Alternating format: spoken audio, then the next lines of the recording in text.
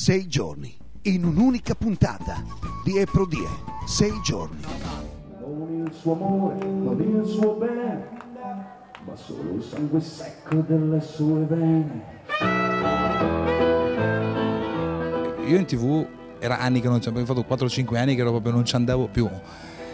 E ho visto Music Fan che poteva diventare un'opportunità, visto che purtroppo in televisione la musica ormai è desaparecida, non c'è una trasmissione musicale degna di essere chiamata tale su 24 ore di palinsesto sui 6 canali, come dire, nazionali. Music Fan poteva essere un'occasione per far sentire alla gente la musica dal vivo e come nasce una canzone, anche perché eravamo dentro una stanza con un pianoforte, una chitarra, quindi e in parte devo dire che questa scommessa è riuscita, perché oggi la gente comunque si è riabituata a sentire un artista cantare al pianoforte piuttosto che alla chitarra, e che poi lì dentro sia impazzito, quello è un altro discorso, ma io sono uno spirito libero e chiuso in galera dopo un po', non ho più retto psicologicamente, infatti non lo farei mai più nella vita.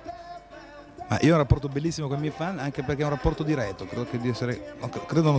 sono l'unico, siamo in pochi. Io ho un forum nel mio sito che è www.francescobaccini.it, dove lo frequento costantemente, non dico tutti i giorni ma molto spesso, e quindi chi mi vuol parlare viene direttamente lì e parla con me, cioè non ci sono filtri. La forza della rete, di internet, è proprio quello che ti può far arrivare alle persone direttamente.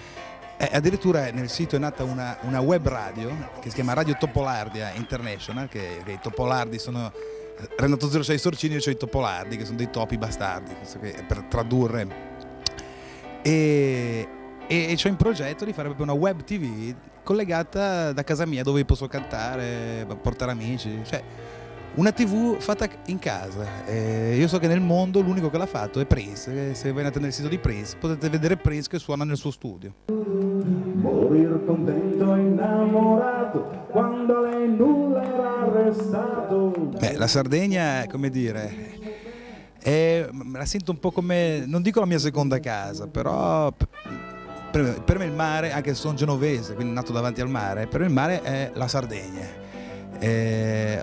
Ho un cognato di Nuoro, quindi sento parlare, il mio tour manager è di Cagliari, e ogni volta che vengo a suonare in Sardegna mi piace, sono contentissimo, vorrei fare una tournée solo in Sardegna, non sto facendo il ruffiano, noi genovesi non lo siamo, ed è una terra magica, mi piace, sono contento, e ho sempre fatto dei concerti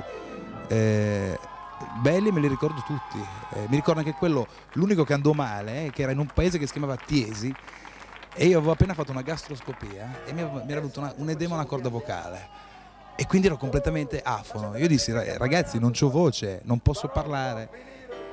Mi dissero: no, devi andare lo stesso. Io andai, c'era 10.000 persone, io ero muto, e a convincere gli abitanti di Tiesi che io non potevo cantare, si ostinavano a farmi fare l'aerosol, ma lì era un problema un po' più grave, e quell'episodio lì me lo ricordo per tutta la vita, anche perché non mi era mai successo di perdere la voce, ma soprattutto lì era dato da un intervento che avevo fatto, quindi e comunque in Sardegna mi ricordo delle date bellissime, tipo ad Arzachena piuttosto che ad Arbatax, a Cagliari, alla fiera, bellissimo. E poi quando vengo in Sardegna becco sempre i tuoi programmi. Un saluto a tutti gli ascoltatori di 5 Stelle da Francesco Baccini, ciao.